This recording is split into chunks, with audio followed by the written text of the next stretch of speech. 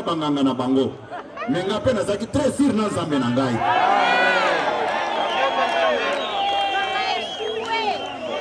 IDPS viva. Na solola kina cadre moko a parti. Azoeb Sangabo.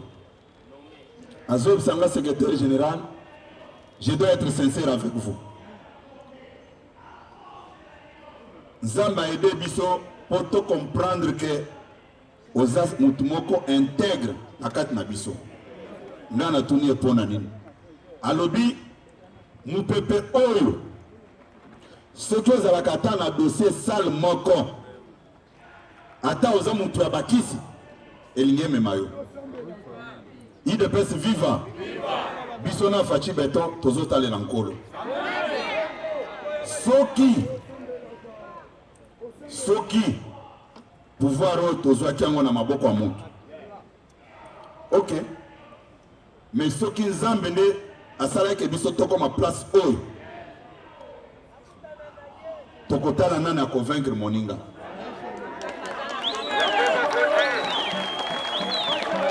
L'armée ya Rwanda est plus puissante que l'armée ya Pharaon.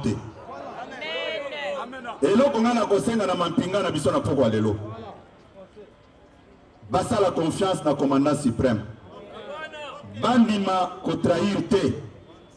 Na 1997, baboma ba soda ebele. Kaka parle même rwandais. Basa la bango confiance te. Basa la simamo konzamboka. Ba défendre intérêt à mboka na biso. Bo s'inquiéter te. Bo retenir date ya lelo. Batunyo soana o bazako impressionner bino bazako kosa bino ngai ba yipseki ngaboy.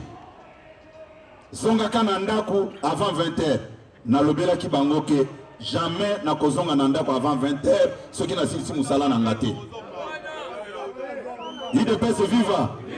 Bazo le bino ba message ya ko bangisa bino pamba eloko ya malonga ezate.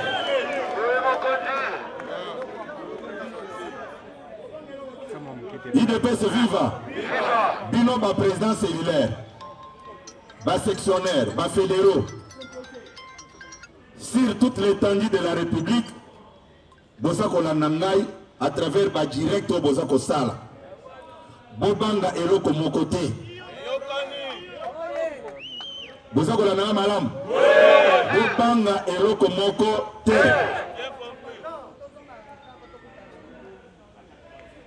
Tosala musala na biso. Même ceux qui balobi ndenge nini na minute oyo tokoko tira mokonza mboka te. Bozako la nangai. Bozako kangai. Ba mercenaires bayaki ne bomoni bakomi kokende na bango. Mais biso bana ndaku tozana biso na mokonzi na biso. Bon mettre la maboko makasi.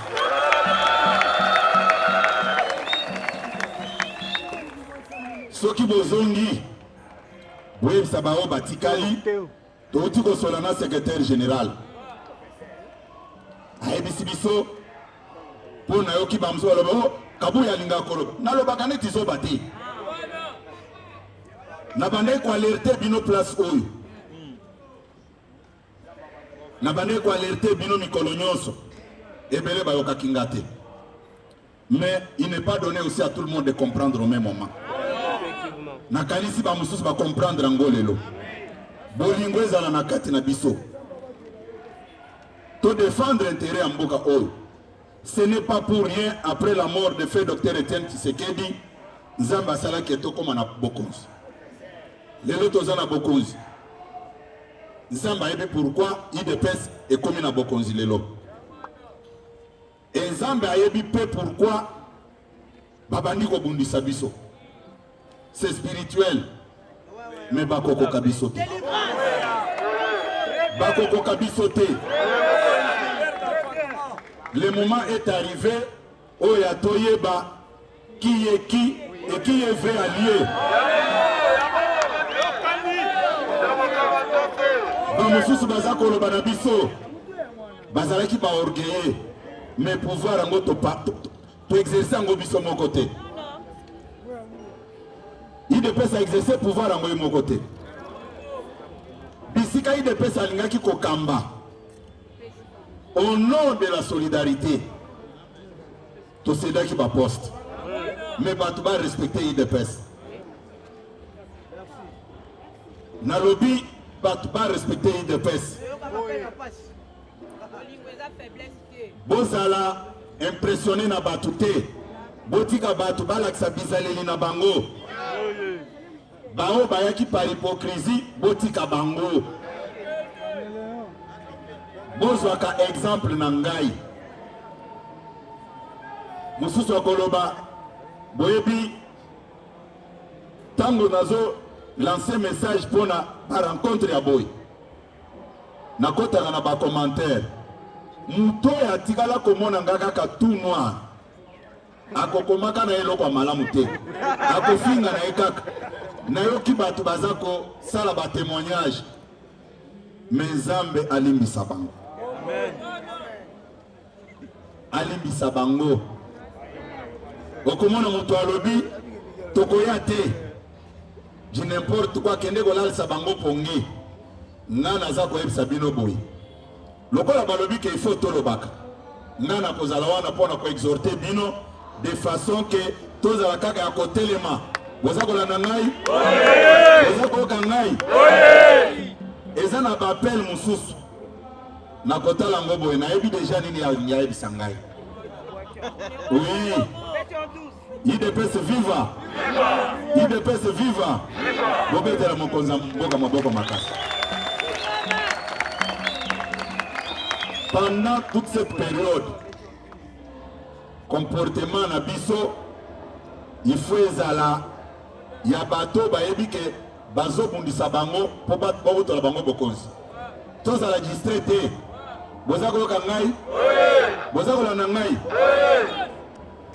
Jalousie et salibat.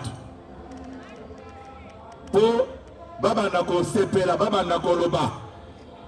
Na ebisa kibino. Mokonza mboka c'est un génie. Aza génie pour nani. Tango bandai ko ebisa mokimo makeno Kagame na armée na ende baza ko bundisa ngai. Bandimela ki ete. Alobi bon. Ndenge boza ko ndimate mukolo ezali. Tango bakoti na Goma. Moya ko bomba na ezate. Lokola ezaki baronde nde bazo bundisa biso. Bomoni na police ya ko réglementer circulation. Ekomika ya barwande. Siko okobomba na ndenge nini? IDPS viva. Sikoyo na bao babandaki koyoka sone ya koloba keno okote pa moninga. Bakomi koloba nono. Le Congo est agressé par les Rwandais. Mais charte ya Nations Unies ezoloba nini? Est-ce que ezoloba ke mboka mususu ekende ko occuper mabele ya baninga? Mais makambu yango tango baza ko sala yango. Botala niveau ya politique ya Fachi Beton. Nakati na biso awo naliko ka message mon côté ya mabe weza ko décourager mampinga na biso. Boza ko lana ngai? Boza ko kanga malamu? Biso awo message na biso ezakaka ya ko soutenir tata mokonza ekolo na ba forces armées na biso na ba combattants na biso ba wazalendo. Boza ko lana ngai? Boza ko lana ngai? Ceux qui na moni ozo publier biloko mabe na ko bloquer yo. IDPS viva. Tokani malamu. Tokani malamu. Muke nazalaki nango akoyebisa bino na poko ya lelo yango wana. Ba discours tribal ezala te biso nyonso toza mutu moko. Mungala muswahili mukongo muluba toza mutu moko. Zamba pambola bino.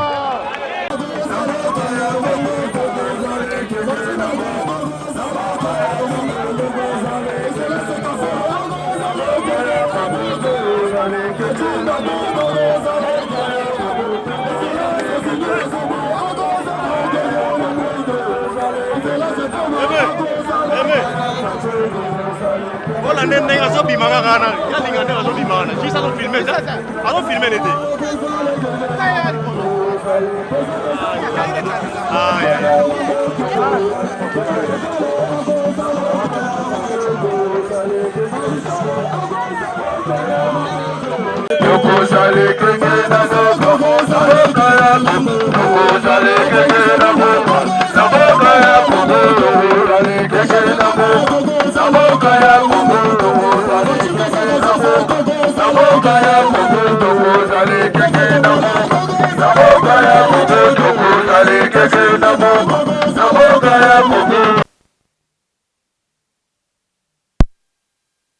Bonjour. Bonjour, Madame Bokagi. Le secrétaire général Augustin Kabouya, c'est un peuple, c'est le projet de peuple, ça l'a toujours éveillé. Mais quand le bandit était en moment que de jour au jour, Madame Boka. Temboka qui n'est pas été et qui wat. Madame Boka. Namaloba ya secrétaire général Augustin Kabouya, le président AI de l'IDPS, ils ont kitoko makasi pour la journée à l'élo parce que Banguna est belé, ma ennemi à Moka. Balingaki nde ko profiter pour na ko décourager biso ba membre ya UDPS pour que non tous à la décourager, tous à la démoraliser, to pesa nzela ya na munguna pour aya ko renverser pouvoir na biso. Yangwana ye en tant que numéro 1 ya parti asi à comprendre makambo wana de aye ko yebisa biso po to yeba que non toza na droite ya kotikela moyibi oyo azoya wana totikela ye place. Parce que batu nyonso bayebi ke nanga aza moyibi. Nanga oyo bozomona. Nanga bakanga compte na ye na États-Unis na 100 millions de dollars. Nanga bandako oyo aza na bango awa. Batu bazoyeba te. Eloko pe ezopesa nanga kanda. Boyebi ke président ya Seni azo organiser élection. Mais après élection, bazopesa ye ba député na Assemblée nationale. Tango bazaki na Kabila. Nanga pe azalaki na ba ministre oyo ye moko azoko donc azalaki na ba ministre nanga azalaki na kota ya ba ministre donc ndengo somona ye wana Kabila na nanga bazalaki mutu moko ezalaki élection te bakendeki élection ya liboso wana nanga lekisi Kabila komi donc nanga bandaki ko protéger nde ba intérêt ya Kabila alors tango Fatia ye nanga yebaki ke no makambo dezo continuer Fatia lobi ke ndenge nini yoza président Seni organiser l'élection. Ozalana nombre ya nanga zalaki na plus de 10 députés dans l'Assemblée nationale. Nanga zalaki à peu près na 5 ministres na gouvernement. A Fatia lobi makambwana ngai na kosala ngo lisusu te. Yo za président ya Seni oso organiser l'élection. Mboka esi afuti mbongo na yo kende. Na ndenge abande ko gérer bakare mais moyibi ya boye azo yebise biso ke no akoya na Kinshasa pour diriger banani. Mais pour l'instant, vitesse c'est 1,23. Et ça est comme trop. Moi, je na vitesse mon côté. Et ça là qui non, va profiter de l'infiltration. Et ça la vitesse.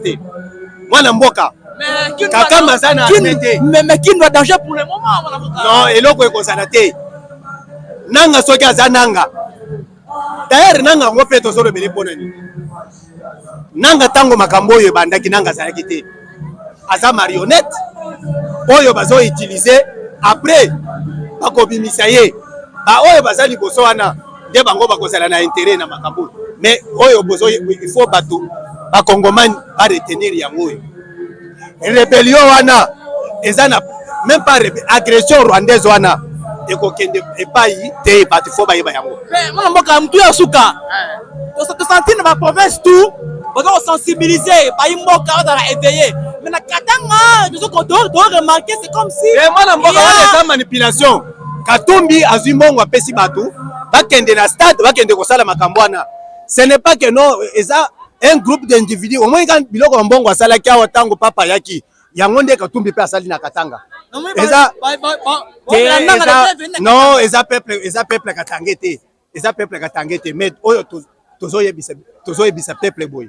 Biso nyonso tozala effrayé, tozala debout, totikela ba miyibi na ba agresseur.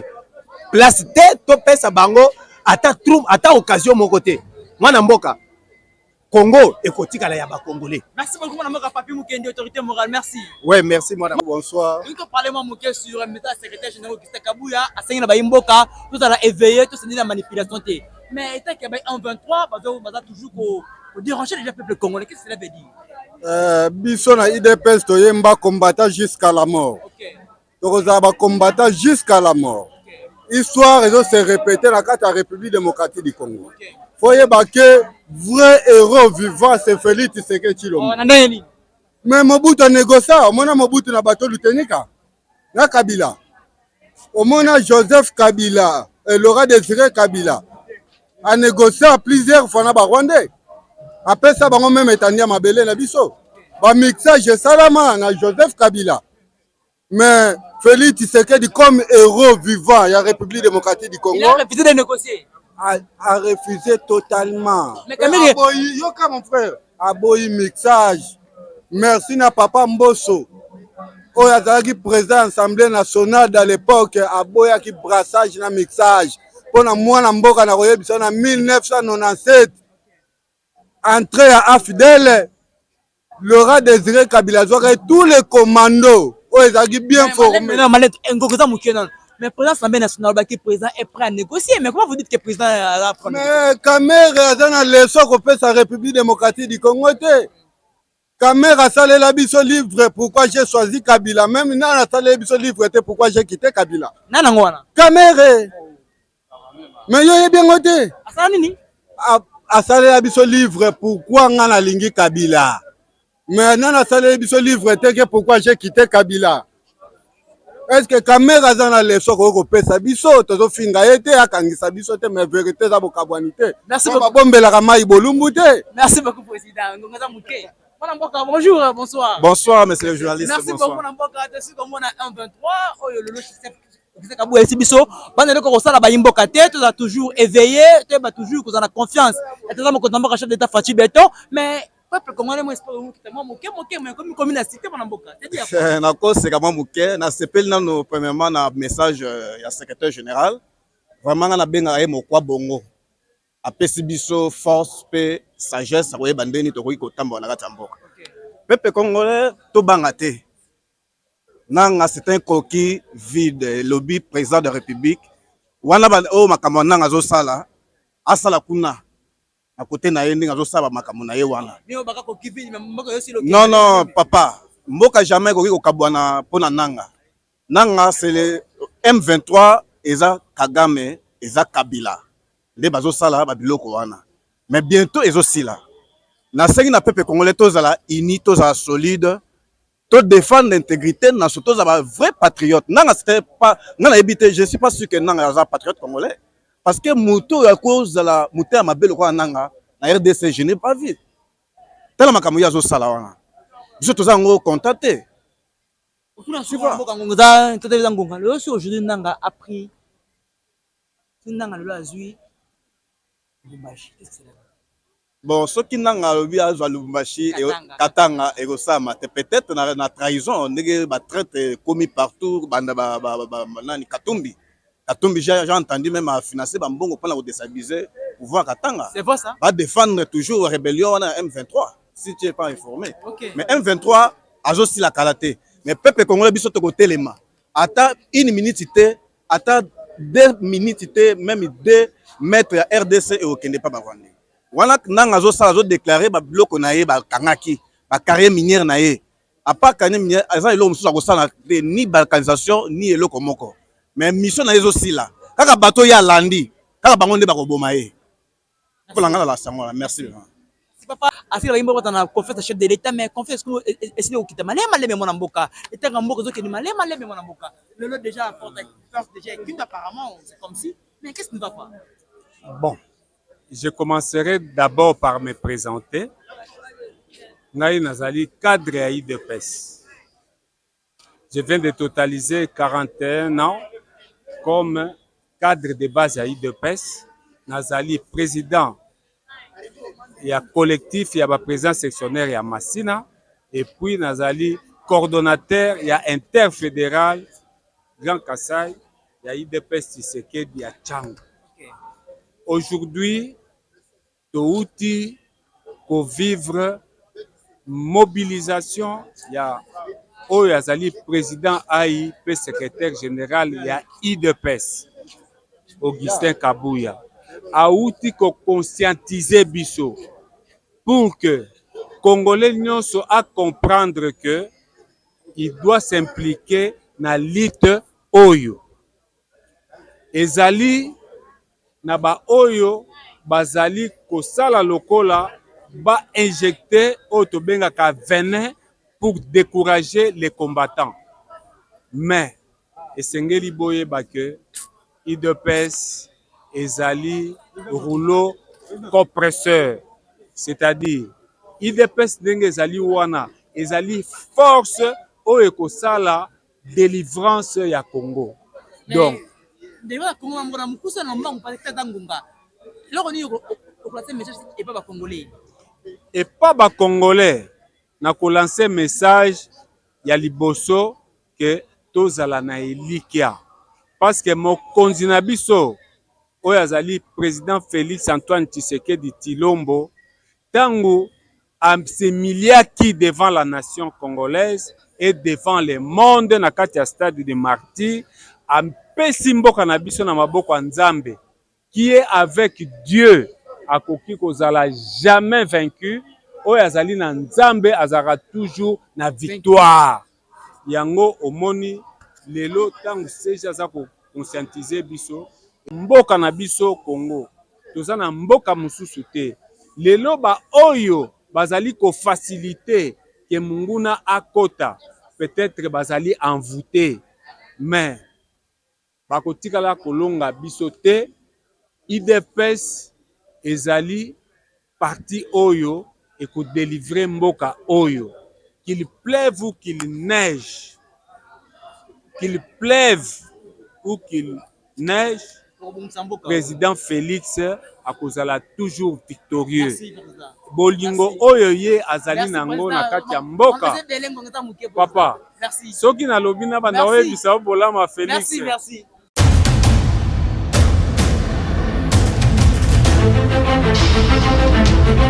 Audio Jungle.